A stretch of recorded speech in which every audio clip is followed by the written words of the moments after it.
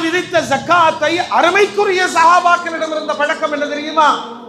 ஷாபானுடைய மாதத்திலே ஜக்காத்தை கொடுக்க ஆரம்பித்து விடுவார்கள். ஏனா சமூகத்தில் இருக்கிற ஏழைகளுக்கு ரமலானில் பயன்படட்டும். நினைக்கிறோமா இல்லையா? இத்தனை ஏழைகள் இருப்பாங்க, அவர்கள் நோன்பு வைப்பதற்கும் சஹரி செய்வதற்கும் இஃப்தார் செய்வதற்கும் அல்லது ரமலானுடைய ஆயத்தங்களுக்கும் அவர்களுக்கு பொருள் உதவி தேவைப்படுமே. ஒரு தூர நோக்கோடு ஷாபானுடைய மாதத்தை குர்ஆன் ஓதுவதிலேயும் ஜக்காத்தை கொடுப்பதிலேயும் கழிப்பார்கள் அருமைக்குரிய சஹாபாக்கள், அன்றைய முஸ்லிம்கள். இந்த ரெண்டையும் கவனிக்கணும்.